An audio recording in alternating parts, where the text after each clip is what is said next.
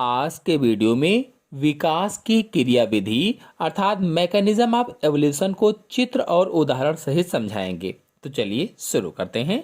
जैव विकास के आधुनिक संश्लेषणात्मक सिद्धांत के अनुसार मतलब जो मॉडर्न सिंथेटिक थ्योरी है उसके अनुसार विकासीय फैक्टर कौन कौन से हैं?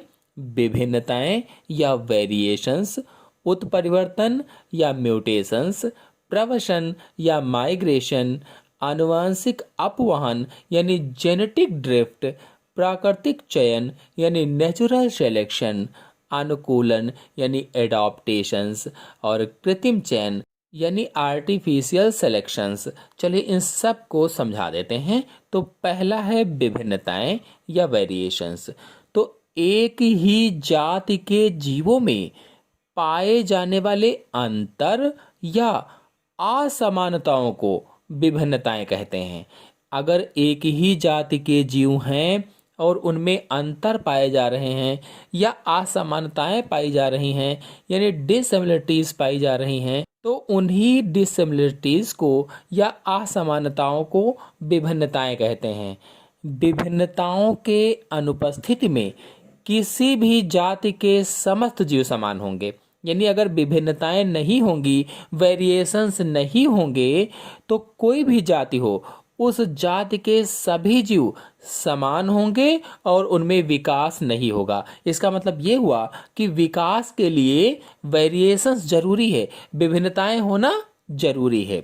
तो विभिन्नताएं आनुवंशिकी द्वारा एक पीढ़ी से दूसरी पीढ़ी में पहुंचते हैं। आनुवंशिकी के द्वारा एक पीढ़ी से दूसरी पीढ़ी में पहुंचते हैं यानी माता पिता से उनकी संतानों में जाती हैं।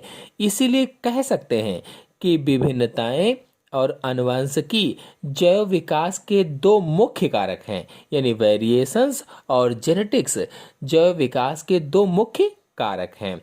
तो विभिन्नताओं के अगर कारण की बात करें, काजेस की बात करें, तो दैहिक विभिन्नताएं वातावरण के प्रभाव से उत्पन्न होती हैं, किंतु जर्मिनल विभिन्नताओं के अनेक कारण हैं और इन विभिन्नताओं से जीवों की जीनिक संरचना बदलती है। मतलब विभिन्नताएं क्यों होती हैं? तो इसके दो कारण बताए। पहला तो वातावरण का प्रभाव और दूसरा जीनी ढांचे में परिवर्तन। यदि वातावरण के प्रभाव को देखा जाए तो वातावरण का जीवधारियों के शरीर पर सीधा प्रभाव पड़ता है और उनमें कई प्रकार के परिवर्तन उत्पन्न हो जाते हैं, जैसे गर्मी है, सर्दी है, भोजन की कमी है, जलवायु परिवर्तन है आदि का जीवों की रचना पर कुछ ना कुछ प्रभाव अवश्य पड़ता है। अब यदि जीनी ढांचे में परिवर्तन को देखा जाए तो जीव के सभी गुणसूत्रों पर स्थित सारे जीन्स मिलकर उस जीव का जीनी ढांचा या जीन समूह बनाते हैं। मतलब जीव के जितने भी गुणसूत्र होते हैं उन सभी गुणसूत्रों पर जितने भी जीन्स पाए जाते हैं उन सभी जीन्स को मिला लीजिए तो उसे क्या कहते हैं? जीनी ढांचा या जीन समूह कहा जाता है। अब यदि जीनी ढांचे या जीन समूह में परिवर्तन होते हैं, चेंजेज होते हैं, तो जीवों में विभिन्नताएं आएंगी और विभिन्नताएं या वेरिएशंस होने से उनमें विकास की क्रिया होगी। अब दूसरा विकासीय कारक है उत्परिवर्तन यानी म्यूटेशंस। तो जीवों के अनुवांशिक पदार्थ यानी हेरिडिटरी मटेरियल जो होता है या जीन और इनसे संबंधित गुणसूत्रों में होने वाले सभी प्रकार के परिवर्तन उत्परिवर्तन कहलाते हैं। यानी जीन्स में होने वाले परिवर्तन उत्परिवर्तन कहलाते हैं या गुणसूत्रों में होने वाले परिवर्तन उत्परिवर्तन कहलाते हैं या म्यूटेशन कहलाते हैं। और ये जो म्यूटेशन है मुख्य रूप से कौन कौन से होते हैं? तो जीन उत्परिवर्तन होता है, इसके अलावा गुणसूत्रीय उत्परिवर्तन होता है, गुणसूत्र संख्या में परिवर्तन होता है। मतलब उत्परिवर्तन किसमें हो सकता है? तो जीन उत्परिवर्तन, गुणसूत्र उत्परिवर्तन और गुणसूत्र की संख्या में परिवर्तन से उत्परिवर्तन होता है। अब यदि इनमें से जीन उत्परिवर्तन को देखा जाए तो जीन उत्परिवर्तन को पॉइंट म्यूटेशन भी कहते हैं। जीन उत्परिवर्तन को पॉइंट म्यूटेशन भी कहते हैं। इसमें जीन की रासायनिक संरचना बदल जाती है। जीन उत्परिवर्तन जीवों में विभिन्नता बढ़ाने के लिए महत्वपूर्ण भूमिका निभाता है। यानी अगर जीन में उत्परिवर्तन होता है, जीन में चेंजेस आते हैं, तो उसमें वेरिएशंस आ जाएगा, उस जीव में वेरिएशंस या विभिन्नता आ जाएगी, और विभिन्नता होगी तो विकास होगा।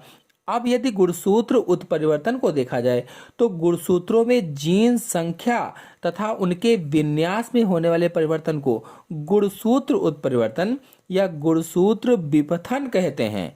मतलब जो गुणसूत्र हैं, गुणसूत्र में जीन संख्या और अगर उसके विन्यास में कोई परिवर्तन हो रहा है, कोई चेंजेस हो रहा है, तो उसे ही गुणसूत्र उत्परिवर्तन कहते हैं या गुणसूत्र विपथन कहा जाता है। ये सभी उत्परिवर्तन जीवों में विभिन्नताओं के लिए जिम्मेदार होते हैं, वेरिएशंस के लिए जिम्मेदार होते हैं। और यदि गुणसूत्र संख्या में परिवर्तन होता है तो भी जीवों में विभिन्नताएं आ जाती हैं, जैसे क्लाइनफेल्टर सिंड्रोम है, टर्नर सिंड्रोम है, आदि विभिन्नताएं उत्पन्न हो जाती हैं। फिर अगला विकासीय कारक है प्रवसन यानी माइग्रेशन।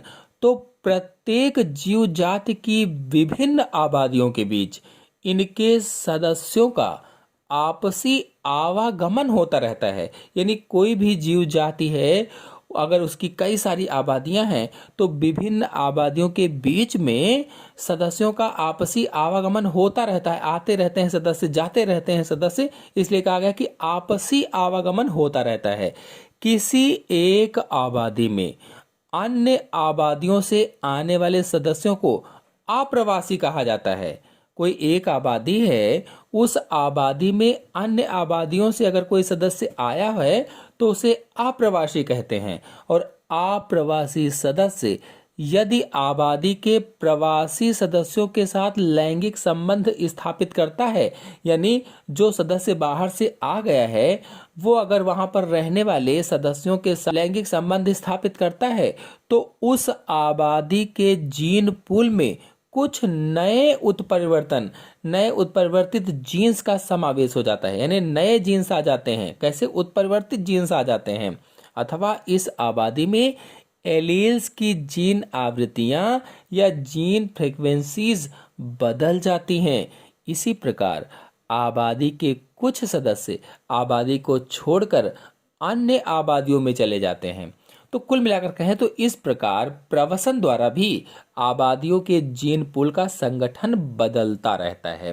फिर अगला है आनुवांशिक अपवाह यानी जेनेटिक ड्रिफ्ट। तो हार्डी बीनबर्ग का संतुलन नियम केवल बड़ी बड़ी आबादियों पर ही लागू होता है। छोटी आबादियों में सदस्यों की संख्या और उनकी जनन दर में अंतर के कारण जीन की आवृत्तियों में पीढ़ी दर पीढ़ी संतुलन नहीं रह पाता है। मतलब जो हार्डी बीनबर्ग का संतुलन का नियम है वो केवल बड़ी बड़ी आबादियों पर ही लागू होता है, छोटी आबादियों पर लागू नहीं होता है। और छोटी जो आबादियां होती हैं उसमें सदस्यों की संख्या कम होती है, उनकी जनन दर में अंतर के कारण जीन की जो आवृत्तियां होती हैं वो पीढ़ी दर पीढ़ी संतुलन उनमें नहीं रह पाता है। और छोटी आबादियों में बिना किसी चयनिक महत्व के लक्षण उनके एलील में से विलुप्त हो जाते हैं। कोई भी चयनिक महत्व नहीं है और जो लक्षण होते हैं एलील से विलुप्त हो जाते हैं, खत्म हो जाते हैं, और उनके दूसरे एलील या युग्म विकल्पी आबादी के जीन पूल में स्थापित हो जाते हैं। छोटी आबादियों में बिना प्राकृतिक चयन के एलील्स के विलुप्त होने या स्थापित होने को आनुवांशिक अपवाह कहा जाता है। अगर आनुवांशिक अपवाह की परिभाषा पूछे तो क्या बताएंगे?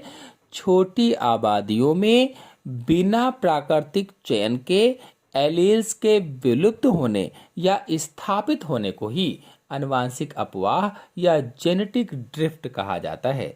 फिर विकास का अगला कारक है प्राकृतिक चयन, नेचुरल सिलेक्शन।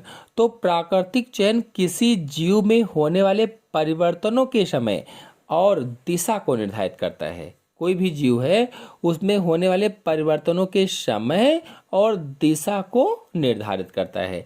किन्हीं विशेष वातावरणीय परिस्थितियों में जो जीन संयोग जीवों को अनुकूली दक्षता प्रदान करता है, प्राकृतिक चयन उन जीन संयोग वाले जीवों को प्रोत्साहित करता है। और वही जीव सबसे अधिक संतानोत्पादन में क्षमता रखता है। इसका अर्थ यह हुआ कि प्राकृतिक चयन जीवों की जीनी संरचना में विभेदी जनन तथा लाभकारी जीन संयोगों का चयन करता है, जिससे उस आबादी के जीन पूल में धीरे धीरे लाभप्रद या अधिक सफल एलीलों की आवृत्ति बढ़ जाती है और हानिकारक एलीलों की आवृत्ति धीरे धीरे कम हो जाती है। फिर अगला है अनुकूलन या एडाप्टेशन। तो पर्यावरण में होने वाले परिवर्तन जीवों में विभिन्नताएं उत्पन्न नहीं करते, बल्कि प्रकृति चयन विभिन्न लक्षणों वाले जीवों में पर्यावरण में सफलतापूर्वक रहने के लिए अनुकूल जीवों का चयन करते हैं।